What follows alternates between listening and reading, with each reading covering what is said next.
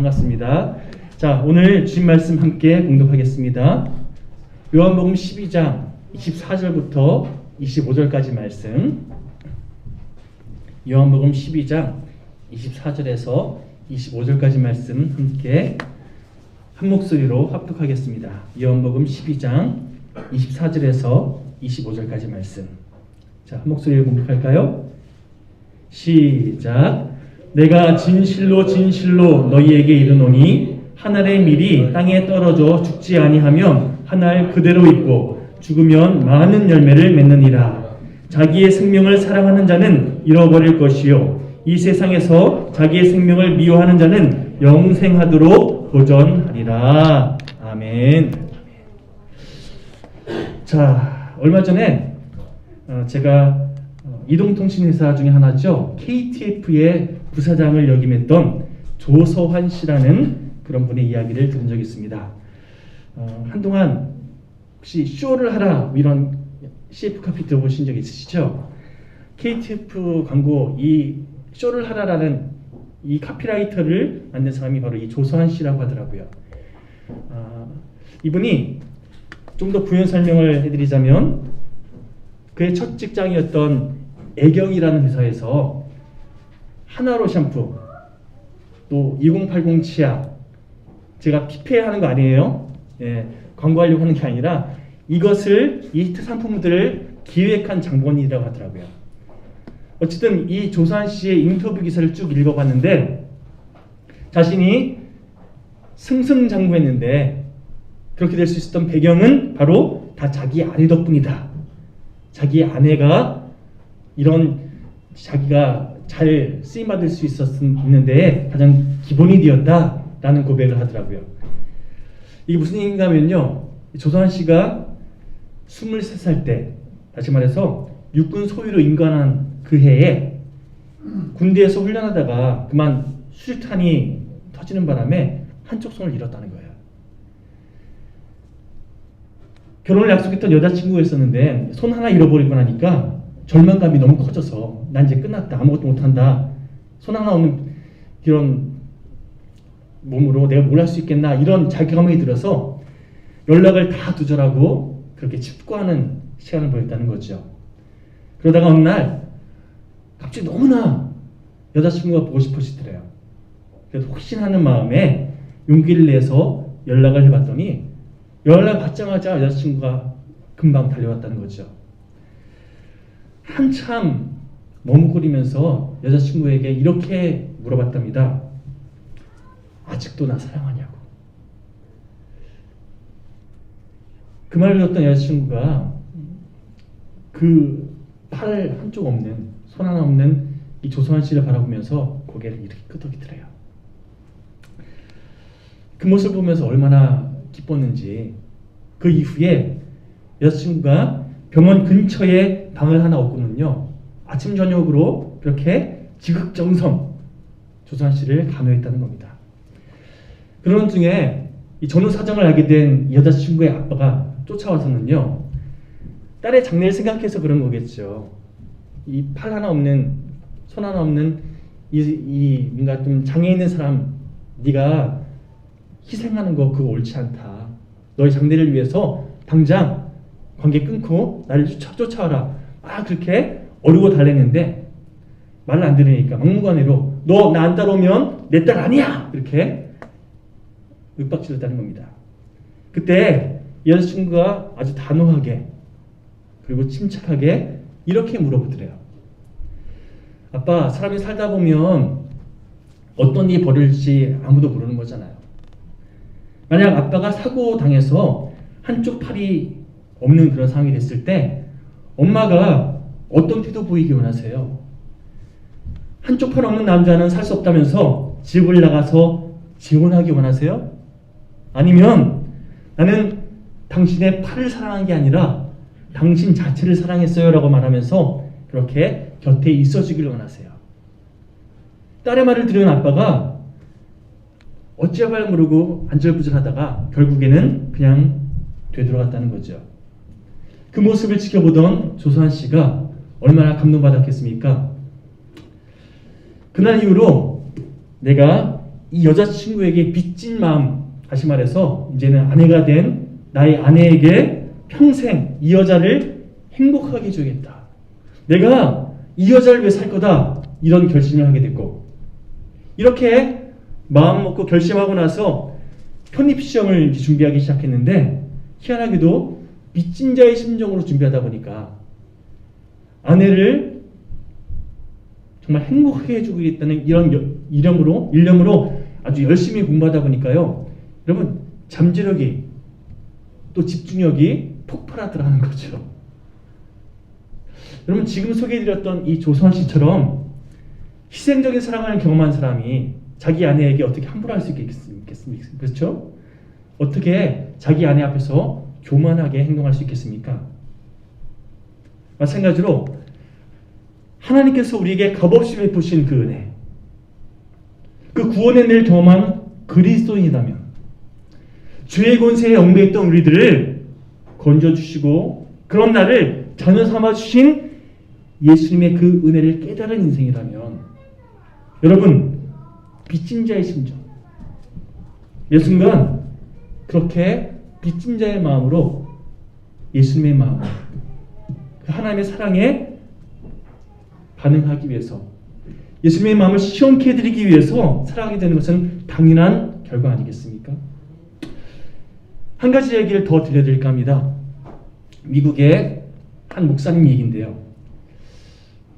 공부를 잘했던 분인데, 미국은 우리나라와 다르게 연회에서 파송하는 그런 제도예요. 감독이 파송하고 또 감리사가 파송하면 파송된 교회에서 그렇게 목회자로 헌신하는 그런 시스템인데, 시골 교회에 파송받았다는 거죠. 근데 그 시골 교회가 재정이 열악해서 사람들도 많지 않고 또 재정적으로 부족한 그런 상황이어서 가족들의 생계비를 벌기 위해서 어쩔 수 없이 치즈 공장에서 일을 해야 했대요. 예전과 다른 별 차이 없이 어느 날 이렇게 치즈 공장에서 열심히 일하고 나서 점심 먹기 위해서 도시락을 딱 여는데 아내가 편지 한 장을 써줬대요. 읽어보니까, 여보 힘내세요. 하나님이 당신을 또 우리를 사랑하고 계세요. 바다가 먹물이 되고 하늘이 두루마리가 된다 할지라도 그 하나님의 그 사랑은 다 기록할 수 없어요. 여보 사랑해요. 이런 내용의 편지. 프레드릭 레만 목사님이요, 이 편지를 읽고 나서 큰 감동이 그 마음 가운데 밀려들었다는 거죠. 그리고 나서 그 자리에서 시 한 편을 썼는데, 여러분 잘 아시는 그 크신 하나님의 사랑, 하늘을 두루마리 삼고 바다를 먹물 삼아도, 찬송가 304장 이 찬양의 가사를 쓴 내용이 이 배경이었다는 거죠. 여러분, 혹시 지금 여러분 삶 가운데 어떤 문제, 어려움이 찾아와서 여러분들 마음을 힘들게 하고 계십니까? 뜻한 대로 일이 진행되지 않아서 답답한 상황이 계십니까? 문제의 소용돌이에 휘말려서 그 소용돌이 안에서 허적되는 그런 시간을 보내고 계십니까? 편지를 말하는 것은 내가 기준이어서 뭐가 부족하다고, 뭐가 마음에 안 든다고, 왜 나 이렇게 힘들게 하냐고, 이런 생각들, 이런 마음들 다 십자가에 못 박고, 다만 하나님의 그 크신 사랑, 나를 구원하신 예수님의 그 놀라우신 사랑, 말로 다 형용할 수 없습니다. 이런 빚진 자의 심정으로, 여러분, 우리는 눈앞에 놓여진 모든 문제들, 모든 어려움들 믿음의 눈으로 바라볼 수 있는 그런 저희 모두가 되시기를 간절히 축원합니다. 더 나아가서 어떻게 하면 이 상황 속에서 주님께서 주님이 기뻐하시는 선택을 할 수 있을까? 이것을 늘 상고할 줄 아는 그런 저희 모두가 되기를 간절히 소망합니다. 자, 지금 말씀드렸던 내용들을 기반 삼아서 오늘 우리가 함께 봉독한 요한복음 12장 24절부터 25절까지 말씀 다시 한번 한 목소리로 봉독해 보기 합니다. 자, 한번 읽어볼까요? 시작. 내가 진실로 진실로 너희에게 이르노니 한 알의 밀알이 땅에 떨어져 죽지 아니하면 한 알 그대로 있고 죽으면 많은 열매를 맺느니라. 자기의 생명을 사랑하는 자는 잃어버릴 것이요 이 세상에서 자기의 생명을 미워하는 자는 영생하도록 보전하리라. 아멘. 여러분, 신앙생활을 한마디로 정의하면 자기를 부인하는 과정이다 라고 정의할 수 있습니다. 나를 부인하는 과정. 마태복음 16장 24절 말씀을 통해서 예수님이 이런 말씀하셨죠. 누구든지 나를 따라오려거든 자기를 부인하고 자기 십자가를 지고 나를 따를 것입니다. 자기 부인, 다시 말해서 나를 내려놓는 것, 내 생각, 내 감정을 십자가에 못 박는 것, 이것이 신앙의 본질이고 핵심이라는 것이죠. 다른 말로 신앙은 내가 죽는 과정을 의미합니다. 내가 죽지 않으면요, 내 자아가 펄펄하게 살아있으면요, 여러분, 하나님께서 나를 온전하게 사용할 수 없습니다. 우리가 함께 봉독한 요한복음 12장 24절 말씀 다시 한번 주목해 읽어보시기 바랍니다. 제가 봉독해 드릴게요. 내가 진실로 진실로 너에게 이르노니 한 알의 밀알이 땅에 떨어져 죽지 아니하면 한 알 그대로 있고 죽으면 많은 열매를 맺느니라. 내가 죽지 않으면 확산도 없고요, 부흥도 없고요, 아무런 일도 전혀 일어나지 않는다는 거죠. 여러분, 만약 우리 삶 가운데 성령의 열매가 맺어지지 않는다, 신앙에 어떤 열매가 없다, 이유는 단 한 가지입니다. 내 자아가 죽지 않았기 때문에. 진짜 그리스도의 생명이 우리 삶 가운데 역사하고 있으면요, 그리스도의 능력이 우리 삶을 주도하면요, 우리 삶 가운데 반드시 성령의 열매가 맺어지기 마련이라는 겁니다. 하나님의 손에 붙들려서 다른 사람들을 회복시키고 또 살리는 그런 하나님의 도구로 쓰임받기 마련이라는 거죠. 내가 죽어야만, 내가 썩어야만 그런 나를 양분 삼아서 하나님께서 많은 일들을 이루실 수 있는데, 그런데 내가 왜 죽어? 이러면서 나를 고집하고 또 나를 주장하면서 내가 펄펄이 살아있는, 그래서 하나님께서 사용하실 수 없는 그런 인생들이 의외로 많다는 겁니다. 현재를 말하는 것은 언제나 나는 죽고 그리스도로 말미암아 살아가는 복음의 복된 인생 되시기를 다시 한번 간절히 축원드립니다. 그런 의미에서 오늘은 죽는다라는 의미에 대해서 우리 삶 가운데 두 가지 적용점을 제가 제시해드리면서 저와 여러분 모두가 하나님께서 기뻐하시는 미랄 인생, 썩어서 죽어서 쓰임받는 그런 인생을 살아갈 수 있도록 돕는 그런 시간을 함께 가지려고 하는데요. 첫 번째로 죽는다, 이 말은요, 우리 일상생활 용어로 바꾸면 인내한다, 참는다 라는 말로 바꿀 수 있다고 생각합니다. 미랄 인생이 되려면 인내해야 한다는 겁니다. 내가 하고 싶은 대로, 내 감정이 이끄는 대로, 내 생각이 이끄는 대로 이렇게 반응하고 선택하는 인생이 아니라 하나님 뜻이 무엇인지 분별하면서 하나님께서 원하시는 그 뜻대로 인내할 줄 아는 것. 여러분, 이렇게 인내를 훈련하는 과정을 통해서 우리는 점점 나는 죽고 예수로 살아가는 그런 인생으로 가다듬어지게 되어 있다는 거죠. 다시 말해서 여러분, 쉽게 우리 결정하잖아요.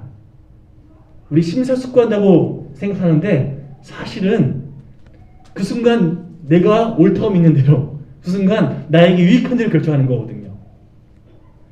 내가 원하는 대로, 이 말 다른 말로 바꾸면 내 자아가 이끄는 대로 그렇게 선택하고 결정했던 우리의 삶이 인내함을 통해서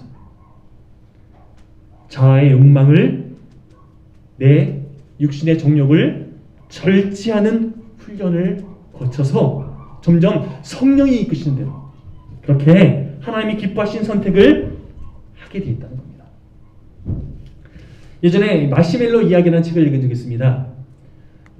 우리 아이들에게 이 책을 한번 읽어보면 어린이용도 있으니까 한번 꼭 읽어주시면 좋겠습니다.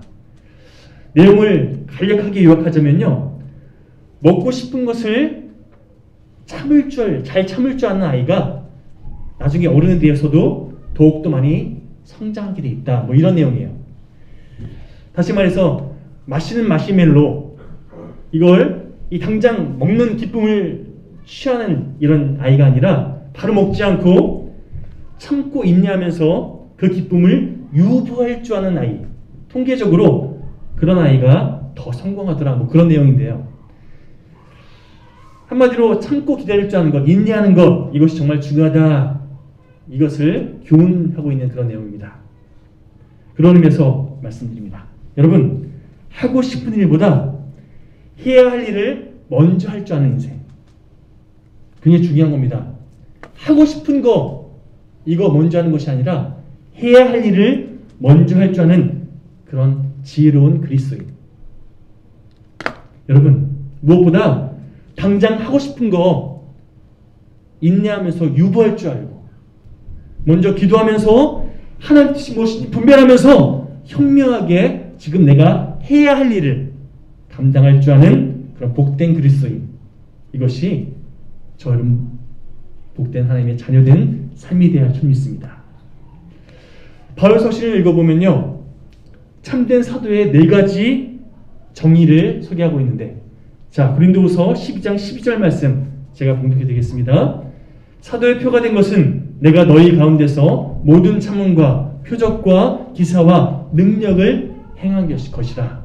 사도의 4가지 그런 정의가 소개되는데요, 모든 참음, 표적, 기사, 능력, 이 중에서 가장 최우선순위로 제가 표시까지 해줬죠. 가장 강조해서 사도 바울이 말하고 있는 것이 있는데 뭡니까? 모든 참음. 참는 게 우선이고요. 그 이후에 표적과 기사와 능력이 나타나는 것은 그 다음 문제라는 거죠. 특별히 고린도후서 12장 10절 말씀에서 모든 참음, 이 말의 의미가 뭘까요?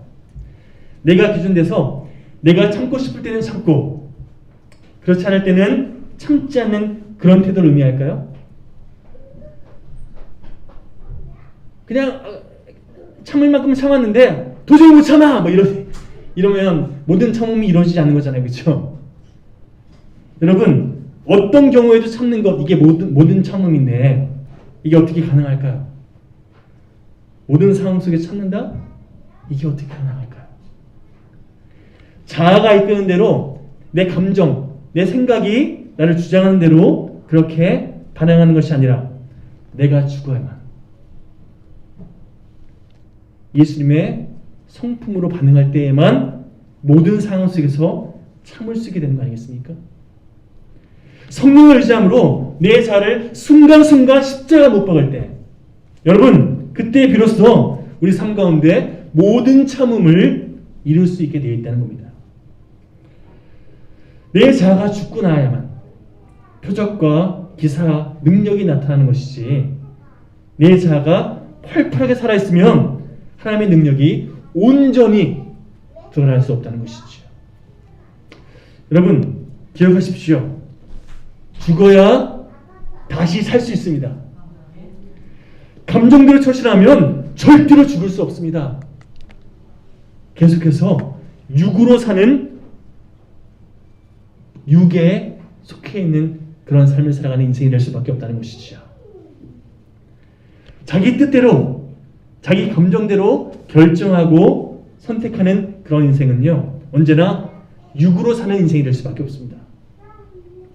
하나님 보시기에 가장 안타까운 인생은요, 감정의 기류에 따라서 그냥 순간순간 감정이 이끄는 대로 결정하는, 사람들의 말에 휘둘리는, 생각나는 대로 결정하는 그런 인생을 하나님께서 가장 안타까워하십니다. 내가 죽어야만 많은 열매 맺으리. 그렇습니다, 여러분. 다시 말씀드리지만 내가 온전히 죽을 때 내 안에서 하나님께서 온전히 일하실 수 있다는 겁니다. 두 번째로 죽는다는 것은요, 하나님께 내 인생 전체를 다 맡긴다는 것을 의미합니다. 하나님께 나를 온전히 맡길 때 내가 하나님께 온전히 쓰임할 수 있다는 거죠. 미라에 썩는다는 의미는요, 몸 전체가 썩어지면서 다른 것에 영양분이 되는 것을 의미합니다. 그렇죠? 나를 온전히 맡기고 나를 온전히 내어줄 때 그런 나를 양분 삼아서 더 많은 열매를 거둘 수 있는 그런 하나님의 일하심을 경험하게 되어 있다는 겁니다. 그렇습니다, 여러분. 삶 전체를 하나님께 다 맡기면요, 얕은 인생이 아니라 깊이 있는 인생으로 변화되게 되어 있습니다. 시대의 풍조, 눈앞의 이익 이런 것에 휘둘리지 않고요, 신중한 처신, 모두에게 유익이 되는 그런 선택들로 하나님께서 다른 사람을 회복시키는, 살리는 선한 영향력을 우리 삶 가운데 허락하시더라는 겁니다. 하나님께서 우리를 그렇게 가다듬어 가신다니까요. 언젠가 배추가 김치로 거듭나기 위해서는 5번 죽어야 된다, 이런 얘기를 들은 적이 있습니다. 한번 들어보십시오. 땅에서 뽑힐 때 한번 죽고요, 칼로 바늘 가릴 때 다시 한번 죽고, 소음으로 숨을 죽일 때 또 한번 죽고, 고추의 매운맛을 보게 되면 또 죽고요, 그리고 마지막으로 장독에 담겨서 땅에 묻히면서 다시 한번 죽을 때, 그럴 때 비로소 맛있는 김치로 거듭날 수 있다라는 거죠. 마찬가지로 우리들 역시 여러분, 매 순간 주님과 함께 십자가에 자아를 못 박음, 그래서 죽고 또 죽기를 반복할 때 비로소 깊은 맛을 내는 참된 그리스도인으로 거듭날 수 있다는 것입니다. 앞서 저 여러분들은 주님께 빚진 자의 심정을 살아가야 된다라고 말씀드렸습니다. 우리들은 주님께 빚진 자들입니다. 구원의 은혜, 생명의 능력을 빚진 인사 아닙니까? 실제로 믿음의 우리 선배들 가만 보면요, 이 빚진 자의 심정으로 주님의 기쁨 되기 위해서, 주님의 뜻을 이루기 위해서 자신을 온전히 내어드린 그런 분들 참 많습니다. 예전에 양화진 선교사묘 혹시 아시죠? 우리 선교사들이 우리나라에 와서 선교하고 나서 한 곳에 모여서 이렇게 묘지를 세웠는데요, 양화진에 있습니다. 서울 양화진에. 양화진 선교사묘역에 제가 이렇게 방문했다가 그곳에서 들은 이야기입니다. 그 중에서 맥켄지라는 선교사 이야기를 잠깐 소개해 드릴까 하는데요. 조선 말기에 우리나라에 주님의 복음을 전하기 위해서 파송된 선교사들 참 많이 있는데 그 중에서 맥켄지라는 사람도 있었습니다. 이분이요, 조선 사람과 똑같은 옷을 입고 똑같은 음식을 먹으면서 그들과 동화될 때에 선교의 씨앗, 복음의 능력을 더 많이 이렇게 흘려보낼 수 있다는 그런 확신을 갖고 조선 사람들의 마음을 얻기 위해서 참 많이 애를 썼는데, 그분의 일기를 읽어보면 이런 내용이 있습니다. 한번 들어보십시오. 어느 날 소금물에 나무 토막이 담겨있는 음식을 주어서 먹어보았는데 도저히 먹을 수가 없었습니다. 그러나 주님을 위해서 최선을 다해 먹었습니다. 자, 어떤 음식일까요? 소금물에 나무 토막. 요즘처럼 맛있게 만들면 이런 얘기 안 했을 텐데 동치미요. 동치미 먹고 나서 그 소금물에 나무 토막 도저히 먹을 수 없었으면 이렇게 일기 쓴 거예요. 그러나 주님을 위해서 최선을 다해 먹었다는 거예요. 이렇게 나날이 말라가는 맥켄지 선교사의 모습을 보면서 선교사 언더우드 부인이 맛있는 먹을거리 또 초콜릿 등을 싸서 보냈다는 거예요. 그런데 내가 지금 단 음식을 먹게 되면 다시는 조선의 이 음식들을 먹을 수 없게 될 것 같다. 이런 마음이 들어서 받은 음식들을 다 동네 사람들에게 나눠줬다는 거죠. 한 번은 맥케진 선교사가 사역하던 그 동네에 전염병이 창궐했어요.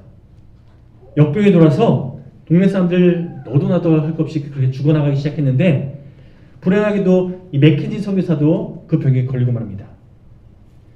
평소에 맥켄지 선교사의 삶에 감동받았던 어떤 사람이 어렵게 치료제를 구해서 전달해 줬는데, 그거 맞으면 낫는 건데 옆집에 역병 때문에 죽어가는 그런 이웃 사람을 보고 그 약을 양보했다는 거예요. 그리고 자기는 역병 때문에 죽었다는 거죠. 이렇게 끝나면 죄송합니다, 개죽음 이렇게 우리 인식하잖아요. 그렇죠? 그런데 그 이야기는요 계속 이어집니다. 이렇게 역병이 한 군데만, 그 동네만 머문 것이 아니라 한양 전 지역으로 퍼지기 시작하면서 한양 땅에 10분의 1이 죽어나갈 정도로, 아마 지금보다 더 심한 상황인 거죠. 그렇죠? 큰 파장이, 그 역병이 아주 큰 영향력을 끼쳤는데, 너도 나도 살아보겠다고 한양 땅에 사람들이 남아있지 못하고 다 떠나는 그때에 일련의 무리들이 오히려 위험 지역을 찾아다니면서 병자들을 돌보고 또 죽은 자들을 묻어주는 그런 수고를 아끼지 않더라는 거예요. 바로 맥키닌 선교사가 사역했던 그 동네, 맥키닌 선교사의 삶의 모습을 감동받았던 동네 사람들이 자기들도 맥키닌 선교사가 걸어왔던 그 길을 함께 걷겠노라고 자원하면서 그런 사역을 감당했다는 거죠. 그렇게 역병이 지나고 나서 이 무리들의 헌신에 감동한 고종 황제가 너무나 수고했다고 돈을 하사했는데, 그 돈으로 교회 하나를 짓게 됩니다. 그 교회가 바로 광화문에 있는 세문안교회예요. 맥킨 선교사의 이야기를 듣고 나서 그분이 한 묘비를 딱 가리키면서 또 이렇게 말씀하십니다. 이 묘비가 어떤 묘비인지 아냐고. 한 선교사님의 자녀 묘비인데 태어난 그 해에 죽어서 나중에 선교사 부부가 죽은 다음에 같이 거기에 묻힐 거라고 이렇게 말씀하시는데, 여러분 그동안 주님을 위해서 또 주님을 쫓아 피 흘리기까지 그렇게 수고한 믿음의 선배들, 그런 얘기를 듣고 묘비를 보니까요, 내가 신앙생활 참 헛했구나 하는 생각이 들더라고요. 그냥 내 만족을 위해서 나의 열심만 다했던 그런 신앙생활을 했던 건 아닌가, 제 자신을 돌아보게 되더라고요. 말씀을 이렇게 정리하고 싶습니다. 하나님께 나의 삶을 맡긴다는 것은요, 다른 말로 내 호흡의 의미가 바뀐다는 것을 의미합니다. 내 목숨을 위해서, 나를 위해서 내쉬고 들이셨던 나의 호흡이 바뀌어서, 여러분 나에게 호흡을 허락하신 하나님의 뜻 안에서 하나님의 호흡을 내쉬는 인생이 된 것.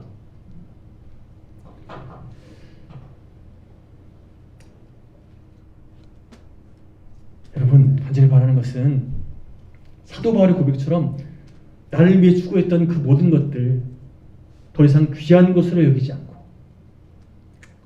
다만 주님을 갈망하는 인생, 주님께서 중요하게 여기시는 것 정말 중요하게 여기며 살아가는 인생, 그렇게 내 삶을 온전히 주님께 맡겨드릴 줄 아는 인생.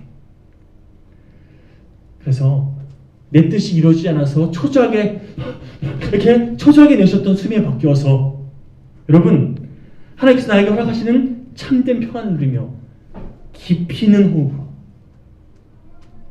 우리 삶을 깊이 있게 영위할 줄 아는 그런 저 여러분 모두가 되기를 간절히 축원합니다. 부모 품에 안겨있는 아이, 그 아이는요 자기의 모든 것을 엄마에게 다 맡깁니다. 그 아이들의 호흡 한번 보셨습니까? 하루하루 참 편안한 호흡을 들이쉬고 내쉬지 않습니까? 하루하루 그런 호흡으로 하나님께 모든 걸 맡기고 하나님께 살아가시는 참된 평안으로 매 순간 감사와 기쁨으로 충만한 그런 저 여러분 모두가 되시기를 다시 한번 축원드립니다. 간혹 그 아이들이 놀라서 울 수도 있고요. 또 배고파서 울 수도 있고 무서워서 울 수도 있습니다. 하지만 엄마가 품에 안고 달래주면 괜찮아 괜찮아 이렇게 위로해주면 언제 그러냐는데 다시금 평안한 숨을 내쉬는 것처럼 저 여러분들이 하나님 품에 온전히 우리를 맡긴 인생 되어서 하나님께서 품어주실 때 모든 삶 속에서 이 평안을 누리는 복된 인생 되기를 간절히 소망합니다. 모든 상황 속에서 언제나 주님을 찬양할지라 이것이 우리 삶의 고백 되기를 간절히 소망합니다. 자, 우리 이 시간 이 찬양 마지막 고백하시면서 함께 기도하고 결단하는 시간 되었으면 좋겠는데요. 여러분 혹시 모르시면 나오는 가사 잘 묵상하시면서 함께 가사의 내용을 함께 마음으로 함께 붙잡는 그런 시간 되었으면 좋겠습니다. 들으시고 아시는 분들 함께 따라 불렀으면 좋겠습니다.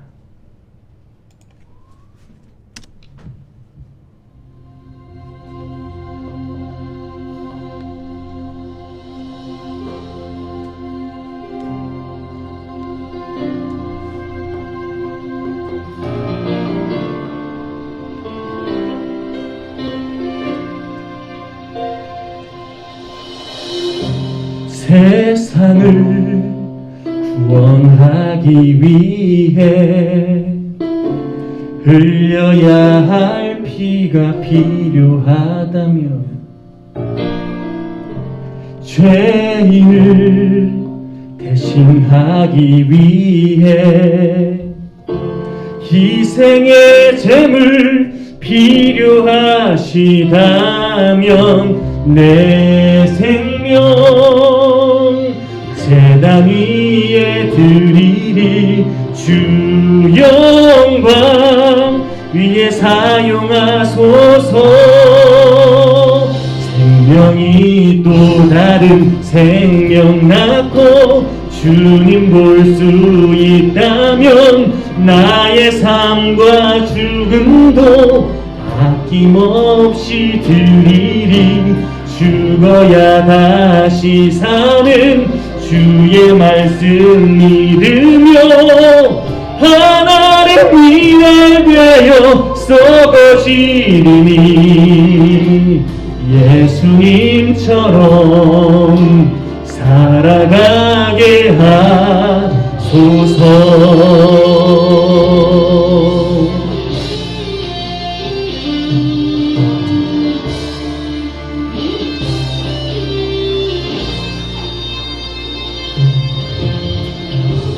길 잃어 지친 양을 찾아 이리저리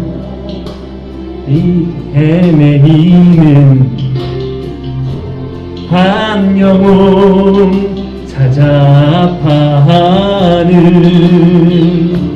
예수님 마음 내게 주옵소서. 십자가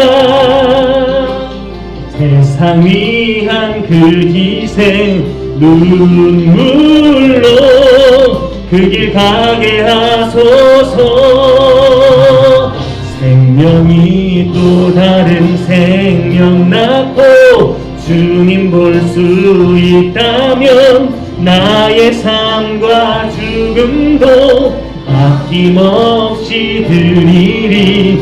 죽어야 다시 사는 주의 말씀 믿으며 하나님 일에 되어 썩어지리니 예수님처럼 살아가게 하소서.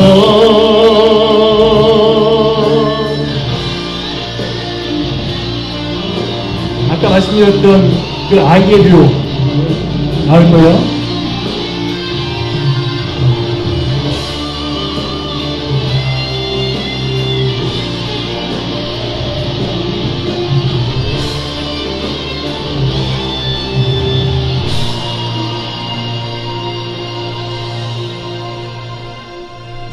분명히 또 다른 생명 낳고 주님 볼 수 있다면 나의 삶과 죽음도 아낌없이 드리리.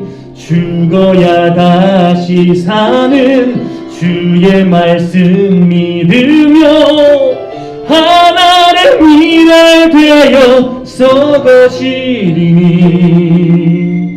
예수님처럼 살아가게 하소서. 주님 볼 수 있다면 나의 삶과 죽음도 아낌없이 드리리. 죽어야 다시 사는 주의 말씀 믿으며 하나의 미랄 되어 썩어지리니 예수님처럼 살아가게 하소서. 우리 함께 기도하기 원합니다. 하나님께서 우리에게 주신 시간들, 우리의 생명들 더 의미있게 하나님께서 기뻐하시는 그런 시간을 채워나가기 소망합니다. 하나님 미래 인생 되기 원합니다. 참고 인내할 수 있는 인생, 그 시간 통해서 주의 뜻을 이루는 복된 인생 되길 소망합니다. 무엇보다 우리 삶을 온전히 주에게 맡겨드릴 수 있는 그런 하나님의 복된 자녀, 인자의 심정으로 주의 뜻을 이루어가는 우리 모두가 되길 소망하오니 주여 도와달라고 우리 간절한 마음으로 주여 한번 부르짖고 기도하시겠습니다. 주여.